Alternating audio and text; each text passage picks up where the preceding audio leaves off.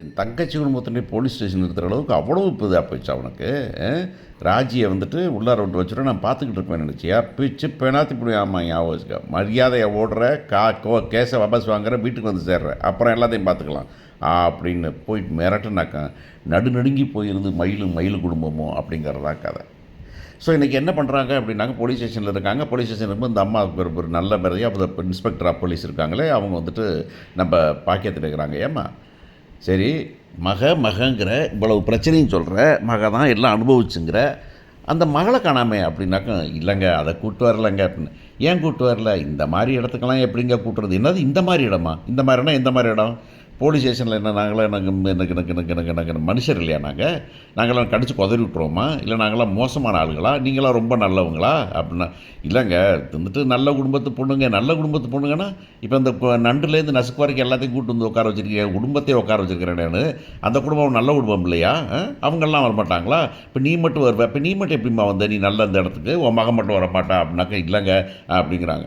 உடனே வந்துட்டு என்னன்னு தெரியாது, அது கூப்பிட்டு வரணும். ஐயோ கூப்பிட்டு வந்தால் அது இல்லைங்க, முடியாத நிலைமையில் இருக்காங்க, அவளுக்கு வந்து உடம்பு முடியலைங்க அப்படின்னு சொல்லுங்காட்டியும் உடனே அவர் சொல்கிறாரு, ஏன் மேடம் கூப்பிட்டு விசாரிங்க மேடம். என்ன மேடம், அவங்க வரணுமா மேடம்? மகளை வரணுமா மேடம்? அப்படியே விசாரிங்க மேடம் அப்படிங்கிற மாதிரி இவர் உதார் காமிக்கிறாரு. அந்த அம்மா ஒரு முறைச்சல் அடங்கிடுறாரு.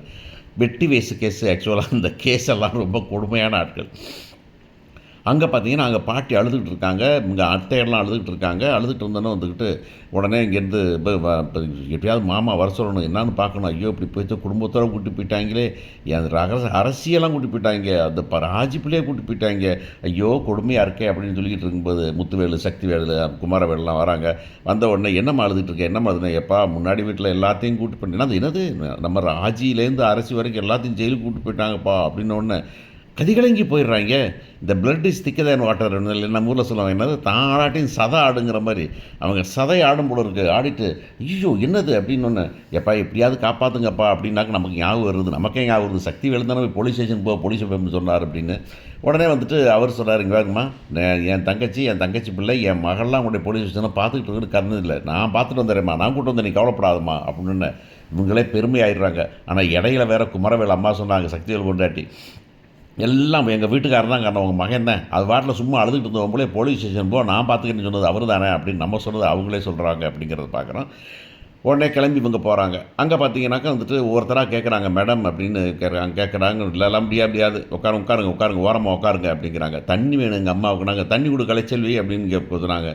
என்னங்கடா அது விசாரணைக்கு வந்தவங்க போய் டீ சாப்பிட்றேன்னு சொன்னாலும் முடிவு கூடாது, என்ன எனக்கு கோர்ட்டில் ஜெயில் அது அதே மாதிரி இருக்குது. ஏன்னாப்பா உடனே என்ன விசாரிக்க தான் கூப்பிட்டோம், ஜெயிலே வச்சுருக்கிறோம்னா விசாரிக்க கூப்பிட்டதுக்கு ஒரு லேடிஸை வந்து வெளியே போய் ஒரு காஃபி டீ தண்ணி வச்சுட்டுவாங்க, நான் கூப்பிட்ற போவாங்கன்னு சொல்லாமல் என்னமோ கைதி மாதிரி நிற்க வச்சுருக்கிறதும், இப்போ அந்த அம்மா உட்காந்துருக்கிறது, 2 பக்கம் 2 பிள்ளைகள் நடப்படுறது பார்க்கவே பரிதாபமாக இருக்குது. அந்த போலீஸ்கார அம்மாவுக்கு ஏன் தெரியல, விசாரணைக்கு ஒரு குடும்பத்தை கூட்டு வந்துருக்கிறோம், இன்னும் அந்த குற்றச்சாட்டு உண்மையாக பொய்யான்னு தெரியாமல் அவங்களை இவ்வளவு இல்ட்ரீட் பண்ணுறது எவ்வளவு கேவலமாக இருக்குது அப்படின்னு. இதில் வேறு வந்துட்டு ஃபோன் வந்துட்டு அங்கேயே ஃபோன் என்னமோ இந்த இடியில் வந்த மாதிரி, அதான் பார்த்தேன் சினிமா பார்த்து கெட்டு போயிடுறாங்க. இந்த இடியில் வந்த மாதிரி இந்த இன்கம் டேக்ஸ் வந்த மாதிரி ஃபோன்லாம் யாரும் யூஸ் பண்ணக்கூடாதுங்கிற மாதிரி அவருக்கு he has all the rights to call a lawyer. என்னை வந்துட்டு போலீஸ் ஸ்டேஷன் வந்து ஒரு லாயரை கூப்பிட்டு வரேன்னு சொல்கிறது கூட இருக்குது. அப்போயே வந்துட்டு இப்போ வந்துட்டு நம்ம பாண்டியன் வந்து ஃபோன்லாம் பேசக்கூடாது அப்படிங்கும்போது இவங்கெல்லாம் எங்கேருந்து பிறந்து வந்தாங்க, இவங்கெல்லாம் எப்படி, இவங்கெல்லாம் என்ன ஒரு நார்மலான ஒரு வாழ்க்கையில் இதான் நடக்குங்கிறதே தெரியாமல் ஏதோ கற்பனையில் வளர்ந்துட்டாங்களா அப்படின்னு தோணுது. பல நேரத்தில் சொல்லுவாங்க இந்த செலிப்ரிட்டிஸ்க்கெலாம் வந்துட்டு மண்டக்காளி அப்படின்னு சொல்லும்போது நான் வந்து அதுக்கு ரொம்ப வருத்தப்படுவேன் நான்.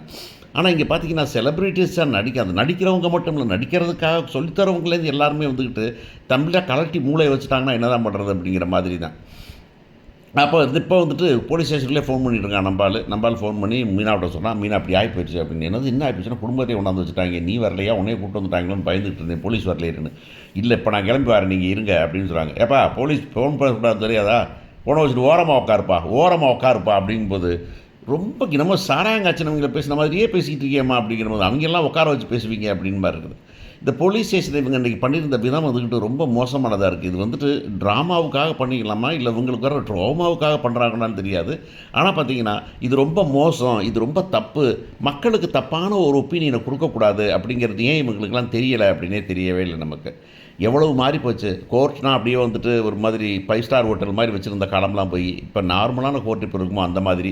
அதே மாதிரி வந்துக்கிட்டு சிவாஜி கணேசன் மாதிரி ஏற்ற இறக்கத்தோட வசனம் பேசி மயிலாடுன்னு பேசிகிட்டு இருக்காமல் இங்கே வந்து எப்பா என்னப்பா முடிஞ்சிருச்சாப்பா, சரி எப்போ சொல்கிற வருவியா, சரிப்பா 15 நாளைக்கு ஒருத்தர் கையெழுத்து போட்டு போலீஸ் ஸ்டேஷனில் உட்காந்துருந்தேன் சும்மா சத்தமாக விட்டுக்கூடாது எப்பா அப்படின்னு சொல்லிட்டு தான் முடிக்கிறாங்களே. அதே மாதிரி இப்போ பண்ண ஆரம்பிச்சிருக்கிறதே ரொம்ப நேச்சுரலாக இருக்குது. இதை பார்த்தீங்கன்னா அவங்க ஹைப் கொடுத்துட்ருக்காங்க. கடைசியில் வந்து நிற்கிறாங்க இவங்க 3 பேரும். வந்து நின்னா இவருக்கு ஞாபகம் வருது பாண்டியனுக்கு. இவர் சொன்னது போலீஸ் ஸ்டேஷனில் சொல்லுமா, நமக்கு புரிஞ்ச போலீஸ் இருக்காங்க, அவங்க பிடிச்சி போட்டு தள்ளிடுவோம், நண்டு நசுக்கு நின்று ரிஸ்க்கெல்லாம் போடுமான்னு சொன்னதெல்லாம் அவருக்கு ஞாபகம் வருது. ஆனால் பார்த்தீங்கன்னா கண்ணீர் பொங்குது சக்திவேலுக்கு. குமரவேல் வந்துட்டு அரசி இப்படிங்கிறான். இந்த பக்கம் வந்துட்டு இவன்லாம் வந்துக்கிட்டு முதலே கதிர் சொன்னார், ராஜி அரசியெல்லாம் முதல்ல அனுப்பி வச்சிடணும்ப்பான்னு சொல்லிட்டு இருந்தான். ஸோ எல்லாருமே பாசமாக இருக்காங்க, இந்த ஆளுங்களும் பாசமாக இருக்கிறாங்க. இந்த பொண்ணு பார்த்து என்ன பண்ணுறதுன்னு தெரியல. வழக்கம் போல் டன் அப்படி ஒரு மியூசிக்கை போடுறாங்க. 10 நிமிஷம் ஆகுது இந்த பிள்ளை போய் அப்பாவை கட்டி பிடிக்கிறதுக்கு. அப்பா அழுதுன்னு நான் இருக்கிறேன் கவலைப்படாத அப்பா, பயமாக இருக்குப்பா அப்படின்னு. அந்த பொண்ணு வந்துட்டு இந்த என்ன சட்டம் பேசினாலும் அப்பாக்கிட்ட எவ்வளோ சின்ன பொண்ணாக போச்சு அப்படின்னு வச்சுருக்கிற சீன் நல்லா இருக்குது அப்படிங்கிறது தான். இதைத்தான் சொல்கிறோம். இது நல்லா இருக்குதுன்னு சொல்கிற மாதிரியே நல்லா இல்லைங்க நல்லா இருந்து வச்சு தான் ஆகணும். அறிவுபூர்வமாக இருக்கிறது அறிவுபூர்வம்னு சொல்லும்போது அறிவுபூர்வமாக இல்லைன்னா அறிவுபூர்வமாக இல்லைன்னு தான் சொல்ல வேண்டியிருக்கு அப்படிங்கிறது தான். இந்த இடத்துல ஒரு அப்பாவிட்ட பார்த்தா அந்த பொண்ணு என்ன பேசுங்கிறத சொல்லும்போது ரொம்ப நல்லாவே இருக்குது. பொண்ணுங்க ஸ்டேஷனில் இருக்கேன்னு பார்த்து எல்லோரும் கலங்கி போகிறது அதெல்லாம் நார்மலாக இருக்குது, எல்லாருமே பார்க்குறதுக்கு ரொம்ப நல்லா இருக்குது அப்படிங்கிறது தான். ஸோ இப்போ அவங்க என்ன பண்ணிட்டாங்கன்னா, அவங்க போலீஸ் இன்ஸ்பெக்டர் வந்து நீ போய் அம்மா கூட்டுவானாக்க, இல்லை அவர் மனநிலை சரியில்லாமல் இருக்கா அப்படின்னா, சரிம்மா எப்பா இப்போ போலீஸ் கான்ஸ்டபிள் கூட்டு நீ போய் அவரை பார்த்து ஒரு ஸ்டேட்மெண்ட் வாங்கிட்டு வா அப்படின்னா, ஐயோ நாங்கள் போய் முதல்ல சரி பண்ணுறோம் அப்படிங்கிறாங்க. ஏன்னாக்க வந்துட்டு அவன் மயில் மாற்றி பேசுவான்னு உங்களுக்கே தெரியுது அப்படிங்கிறது தான்.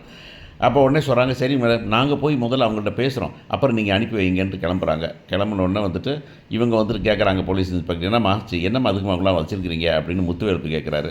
யார் நீங்கள் அப்படின்னாக்கா, நான் அவங்க ஃபேமிலி, என் தங்கச்சி ஃபேமிலி தான். அது என்ன பண்ணி வச்சுருக்கிறீங்க, எதுக்கு இப்படி பண்ணீங்க, இல்லை கம்ப்ளைண்ட் கொடுத்தா, யார் கம்ப்ளைண்ட் கொடுத்தா, அவன் அப்பா அம்மா கொடுத்தா வச்சுருவீங்களா நீங்கள், அது கொண்டாந்து போலீஸ் ஸ்டேஷனில் உட்கார வச்சுருப்பீங்களா, இல்லை என்கொயரி கூப்பிட்டு தான் என்கொயரி மேலே உட்கார வச்சுருக்கீங்க, எதுக்கு எங்கொயரிக்கு பொம்பளை பிள்ளைலாம் கூப்பிட்டு வந்தீங்க, அதெல்லாம் சட்டம் வச்சுருக்கோம் உங்களுக்கு, என்கொயரிக்கு வந்து நீங்கள் அங்கே வந்து பண்ண வேண்டியது தானே அப்படின்னு. இல்லை மேடம் இல்லை என்ன இன்றைக்கி சட்டம் பேசுகிறேன், ஆமாம் சட்டம் தான் பேசுகிறேன், எப்படி கொண்டாந்து வைப்பீங்க ஒரு பொம்பளை பிள்ளை வீட்டில் வந்து இருந்துட்டு, அதில் அவங்க வந்து யார் கொடுத்தா கம்ப்ளைண்ட், அவங்க அப்பா அம்மா கொண்டு வந்து வச்சுருவீங்களா, நீங்கள் அந்த பொண்ணை பார்த்து விசாரிச்சிங்களா முதல்ல, அதே வாங்காமல் எப்படி நீங்கள் என்கொயரி வந்தீங்க நீங்கள் அப்படின்னு சத்தம் போட்டேன்னு அந்த அம்மா இல்லைன்னு ஏன்னா இதெல்லாம் வேணாம் நான் பார்க்குறேனே அப்படின்ட்டு ஜல்லுன்னு சக்திவேல் கிளம்பி போகிறாரு.